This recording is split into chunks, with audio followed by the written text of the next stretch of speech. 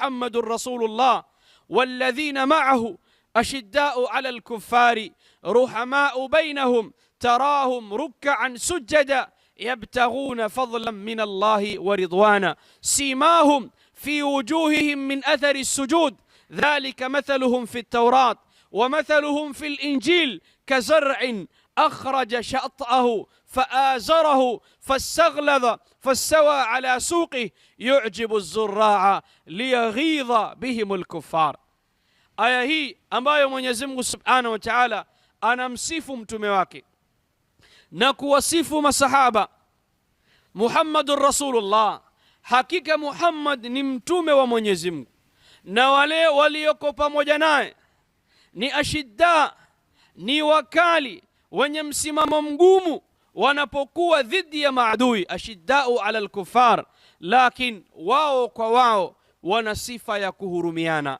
Ruhamau bainahum, hawa ndiyo masahaba wa mtume na tunaambiwa tuwaige, tuwafuate, tuwe ni watu wenye huruma na kuhurumiana. Ruhamau bainahum, wanahurumiana baina ya wao kwa wao. Tarahum ruk'an sujada yabtaghuna fadlan min Allahi wa ridwana, utawaona wamerukuu, wamesujud, yote haya wanataka radhi za Mwenyezi Mungu Subhanahu wa Ta'ala. Alama zao kwenye nyuso zao, simahum fi wujuhim min athari sujud. Kisha Allah tabaraka wa taala akasema watu hawa na sifa hizo zimetoja, dhalika mathaluhum fi taurat, mfano huu upo katika Taurati na Injil, kumaanisha ya kwamba sifa za masahaba wa mtume zimetajwa katika Taurat, zimetajwa kwenye Injil. Kazar'in akhraja shat'ahu faazarahu fastaghladha fastawa ala suqi, kama mmea ambao umeota ukatoa vitagaa vyake ukasimama vizuri imara.